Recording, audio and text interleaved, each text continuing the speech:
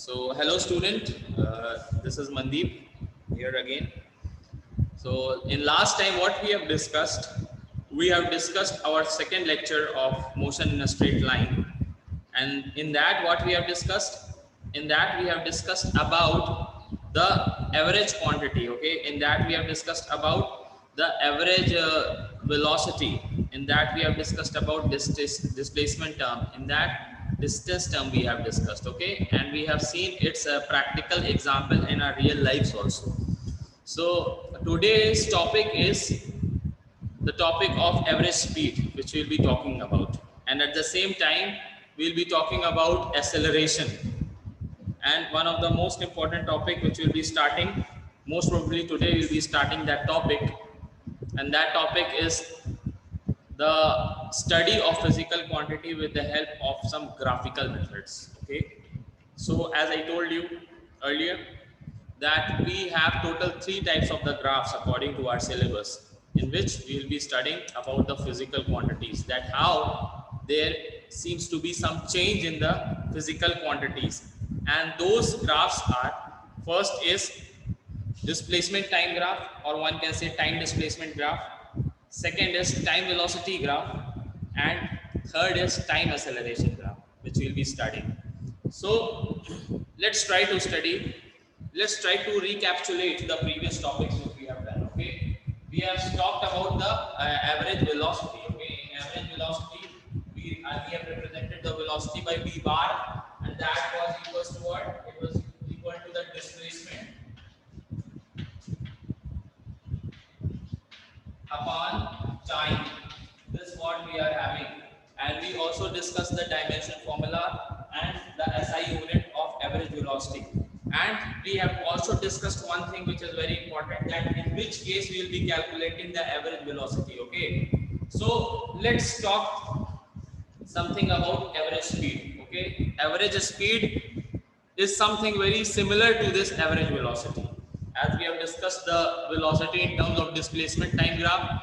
In the same way, if someone asks us to calculate the average speed, so let me write down first the chapter name, that is motion in a straight line.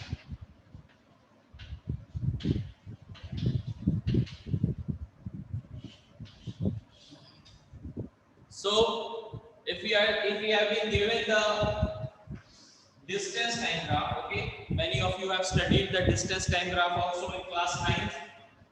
So this is just a increment that what we have studied in our previous class. So I just want to give you the example about the average speed. In that what we have seen, that along this x-axis we plot the time axis, and along this vertical axis we plot the distance parameter. Okay. So if there is a graph in between distance and time, then we will be calculating what? Then we will be calculating the speed parameter from this, because speed is equals to distance upon time.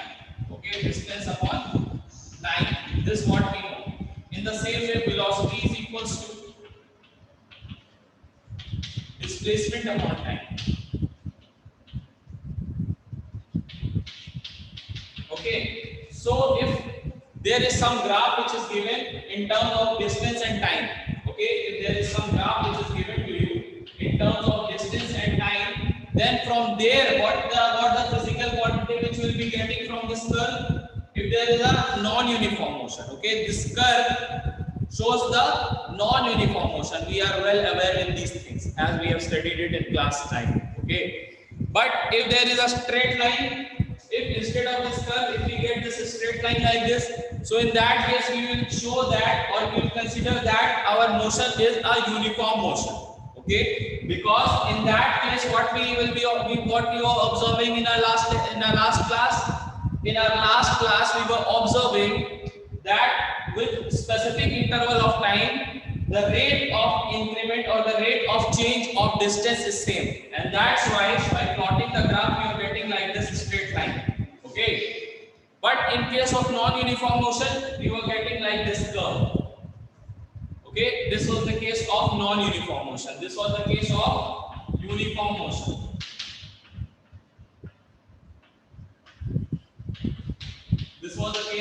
non-uniform motion.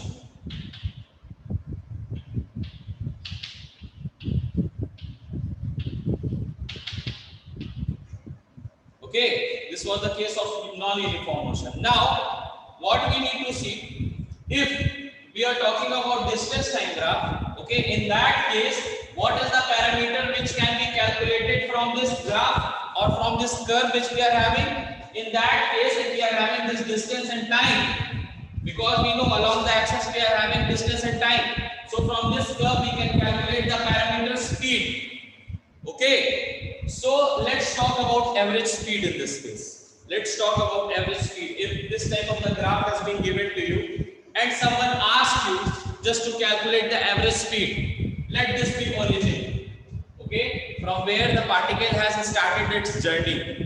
So after this particle proceed in the form of curve. Okay, the motion of that particle can be represented in the form of curve. So according to this curve, if someone asks you that this is the time interval, first point of observation t1, and this is the second time interval. Okay, for non-uniform motion I am talking about. This is the second time interval. Okay, and corresponding to these time interval, a body has traveled some distance here, and this distance is assumed to be s1. Let us assume. Okay, this is s1. This is the distance, not the displacement. Similarly, corresponding to this time, a body has traveled the distance of s2. So as we have represented in our earlier case, in case of average velocity, here in distance time graph, we will calculate what? We will calculate the average speed. Okay, average velocity, if you are talking about average velocity, then this will be calculated according to the time displacement graph, not according to this graph. Okay, if you are talking about average velocity, in that case, we should have displacement parameter and time parameter. But in case of average speed, what we should have? We should have the time parameter and distance parameter instead of displacement. Okay, so if someone asks us that in between this time interval, the time interval is how much? t2 minus t1. Okay, this may be some time. Let this be 5 seconds, and this may be some time. Let this be 2 seconds. So how much will be the time interval? 5 minus 2. Okay, so in this time interval, someone asks you that if in time t1 a body is covering s1 distance from the origin. Okay, just try to understand. In time t1, body is covering s1 distance from the origin with respect to origin, and in time t2, I am having this question. Okay, in time t2 a body is covering s2 distance. Okay, in this form, in this non-uniform. So what will be the value of average speed? So average speed is always, you should remember one thing. If you want to calculate the average speed, that average speed is always calculated along a variable length. Okay, average speed is always calculated along a variable length. That a length should have some significant length. There should be some significant length. For example, 2 meters, 3 meters, 5 kilometers, 6 kilometers. Okay, it should not be very finite length. Okay, it should not be very minute length. Okay, it should not be very minute length. It should have some significance in it. Okay, that it should be something large. So in that case only we will be calculating what? Average speed. So in average speed, how we represent the average speed? Average speed is represented by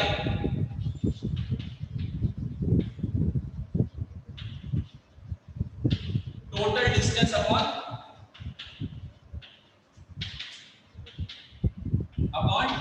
total time interval, okay, or time interval of the journey. This is the value of average speed. Okay, so what are the conditions? That the length should be what? For average speed, the length should be something large. Okay, it should not be very minute. In that case only you will be calculating the average speed. And according to our question which we have discussed here, what will be the value of the distance which our body has traveled in between the time t1 and t2? Can anyone? Anyone? What is the value of the magnitude of the distance? If in t1 time a body is traveling s1 distance, if in t2 time body is traveling s2 distance, Okay, so what will be the distance traveled, net distance traveled in between time t1 and t2? So S2 minus S1.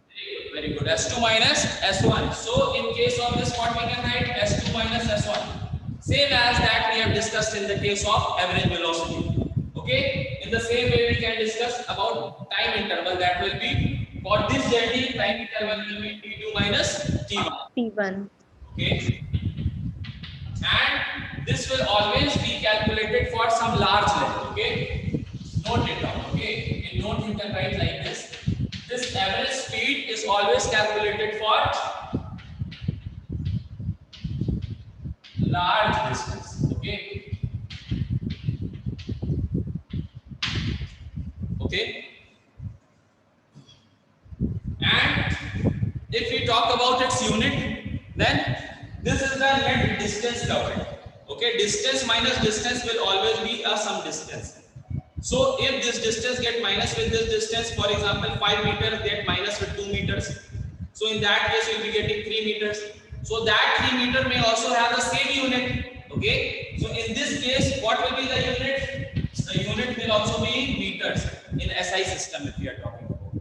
Similarly, time minus time will be some time, and that time will be represented in seconds. So SI unit is what?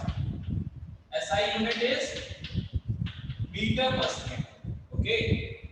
In this case, similarly, we can talk about the dimensional formula also. Dimension formula, this will be length and this will be time. So dimension formula will be same as that of the average velocity. Okay. Now, just take the two things which we have discussed. Okay. We have discussed the two things, that is the average velocity and average speed. Now let's talk about the magnitude. Okay, this may be having some magnitude, average speed may be having some magnitude, 2 meter per second, 4 meter per second, 6 meter per second, 25 meter per second. In the same way, average velocity may also be having some magnitude with it. Okay. So what we can say? What we can say that can this velocity, or that can this average speed can ever be zero? Can average velocity that we have discussed can ever be zero? What you people are saying about it? So it can be. This can be zero. You are talking about average speed or you are talking about average velocity? Sir, average velocity. Velocity can be zero. Average velocity can be zero. Yes, sir. Average speed cannot. Not be zero. So the magnitude, if you will be talking about the magnitude, you can note here. Okay, it's a very important point. Okay, if you are talking, I'll be explaining about average velocity also, that how it can be zero. Okay, so the magnitude of average velocity or average speed can be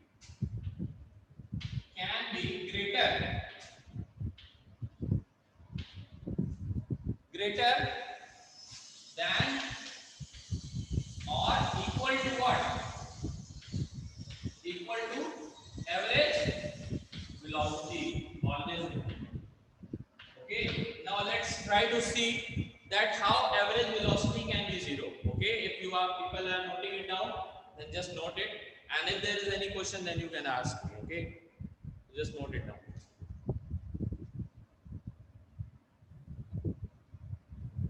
sir अगर ये zero नहीं हो सकता sir, तो average velocity तो zero हो सकता है ना सर, तो उसके इक्वल कैसे हो जाएगा ये? नहीं हो सकता।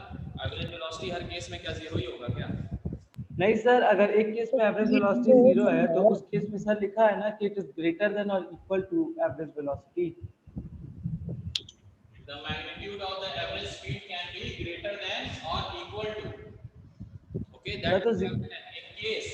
Let's just try to understand. In case if our average velocity comes out to be 5 meter per second. Okay, so it is not necessary that our average speed with that we have discussed will be less than that 5 meter per second. It can be greater than, or it can be equal to that also.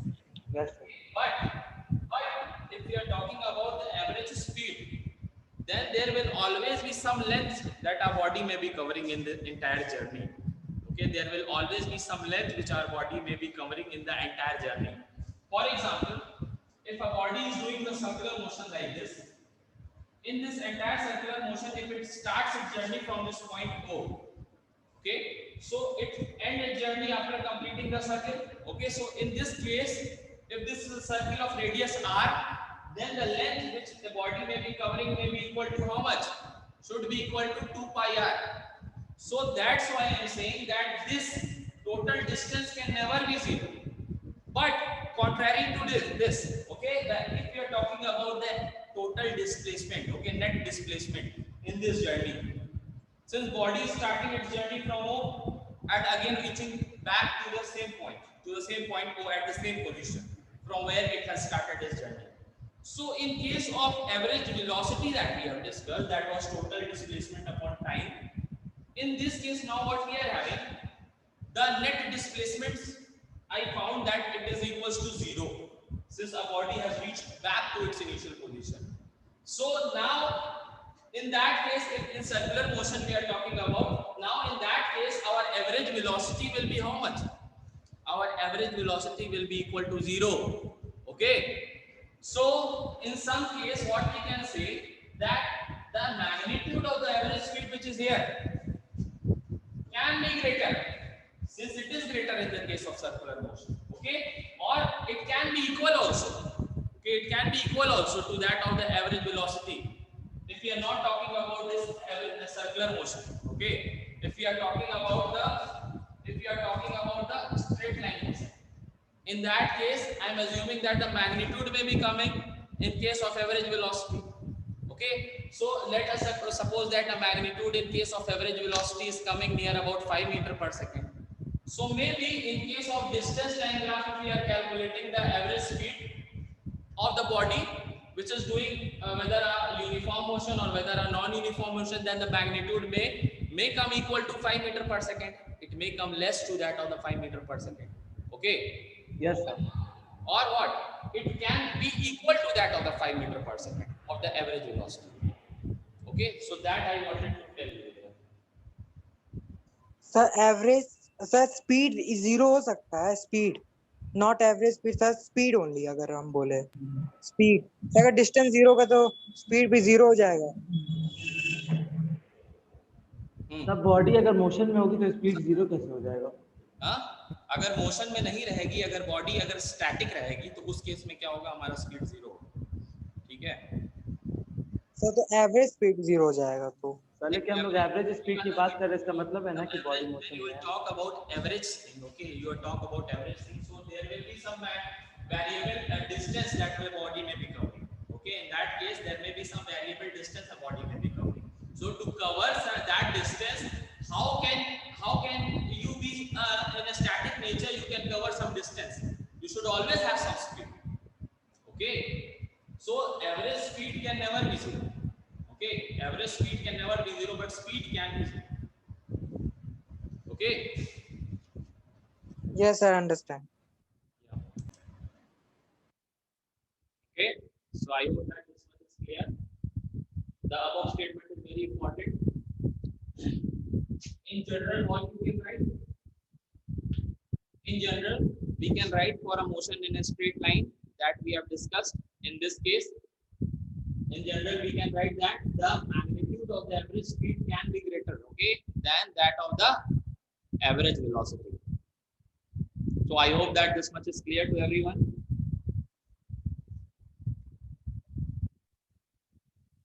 This much is clear or not? Yes, sir. Clear. Yes, sir. Yes.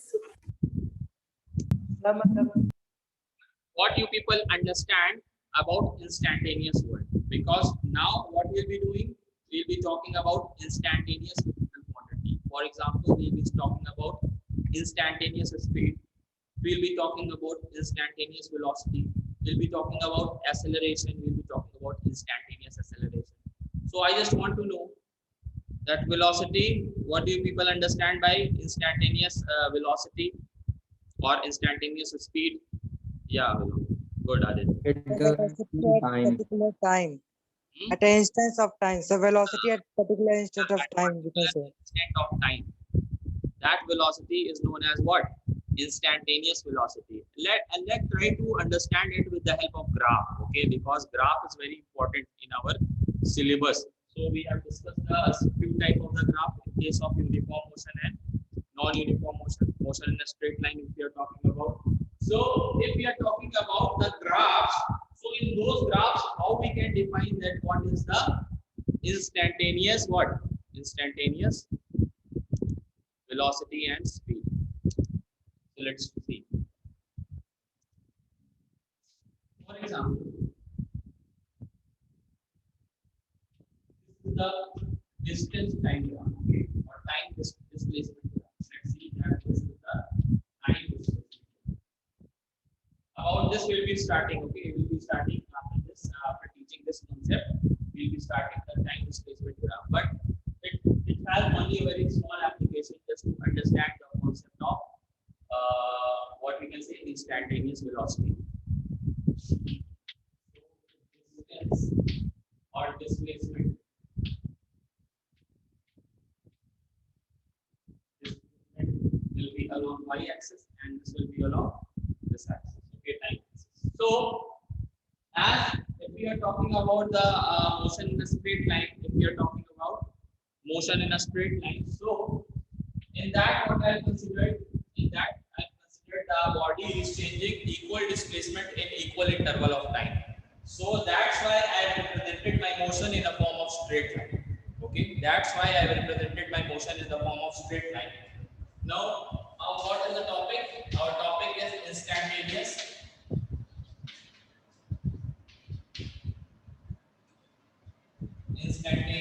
velocity. Okay, instantaneous velocity. This is our topic.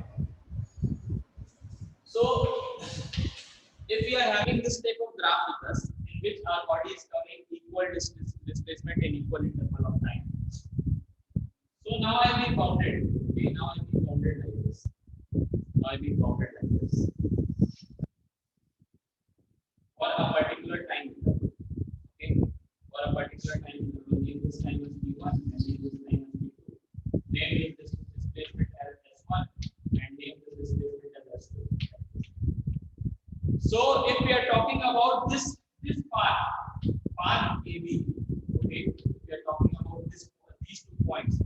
That in between these 2 points, you cannot say that it is a path. If we are defining these 2 points, we are talking about that in between A and B, what will be the position or what will be the average? What we can say? What will be the average velocity in this case? So we can define it by s2 minus s1 upon s1 s2 minus s1 upon t2 minus t1. This is how we know that how to define average velocity.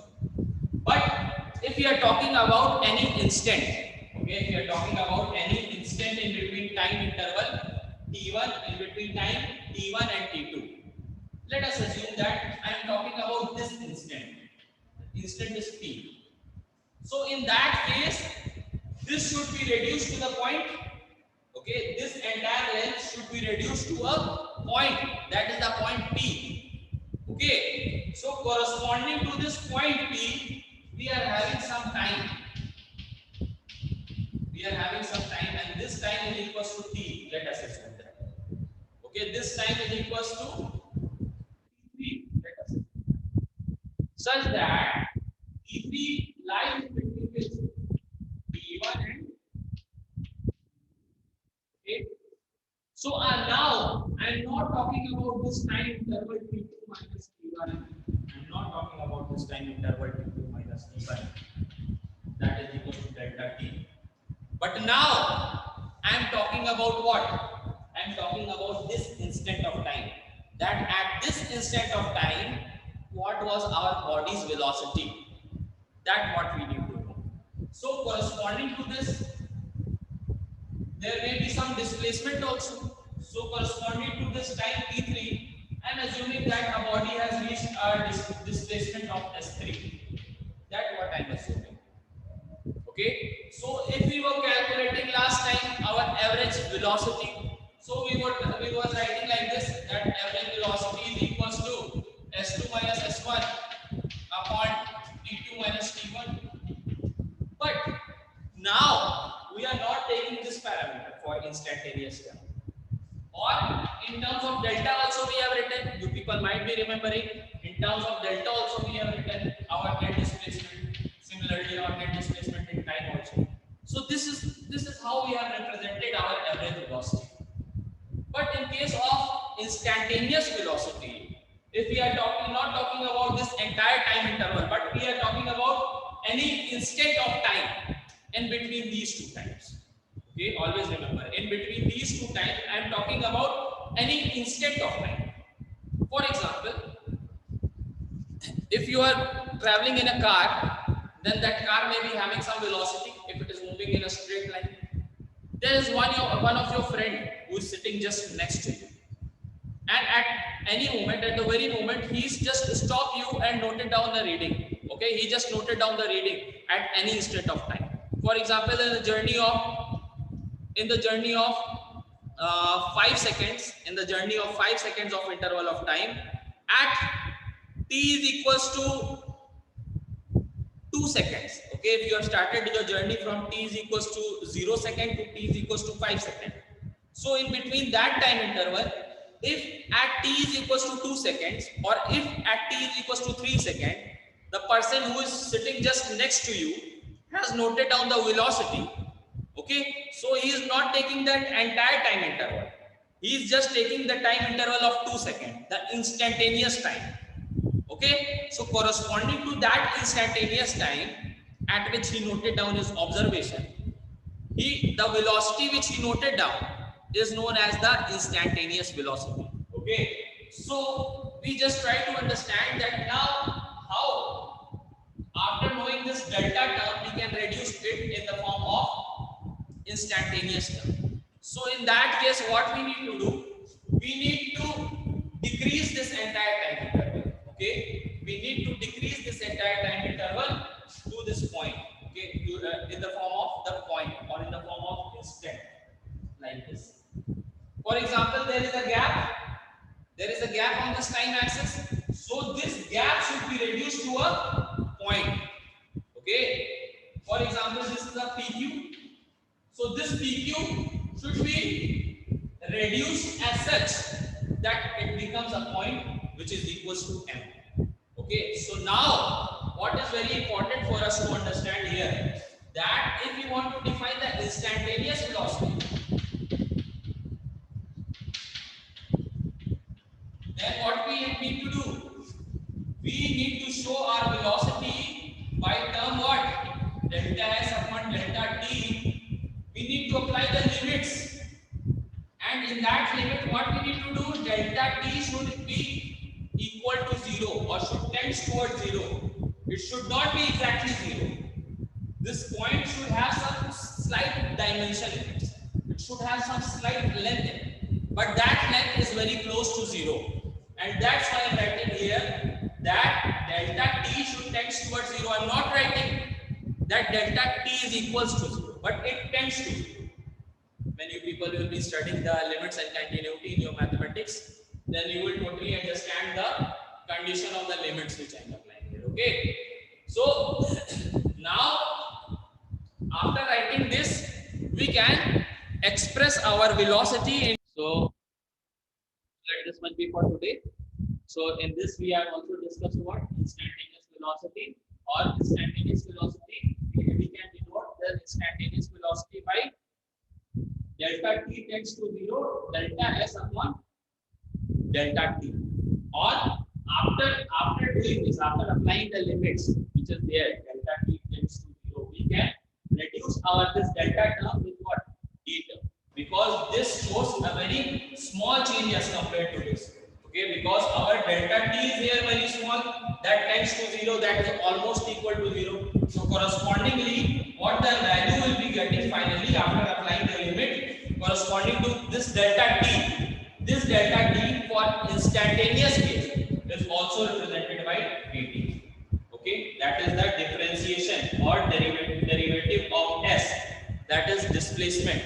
Okay, derivative of displacement with respect to time. Okay, this is a part of actually a differentiation. So this much only only the differentiation will be applied here in case of physics. So no need to panic. Okay, it is just a way to represent our instantaneous velocity, and further it has no application. It has some application in the numericals. Okay, in next lecture we will be discussing the numericals also. In that we will be calculating the instantaneous velocity. So we need to differentiate that quantity, that S quantity which has been given to us. Okay. For example, if we are talking about equation of motion in the straight line, so S is equal to what? T plus half at square. Okay, this is the basic equation of motion that we know from class 9. So in this case, we will be differentiating for instantaneous velocity. We will be differentiating this entire S term with respect to t, because this is a function of t. So we'll be representing it or differentiating it with respect to t. So I hope that there is no problem now. Shall we leave? Shall we leave, students? Yes, sir. Yes, sir. Okay. Thank you, everyone. Thank you, sir.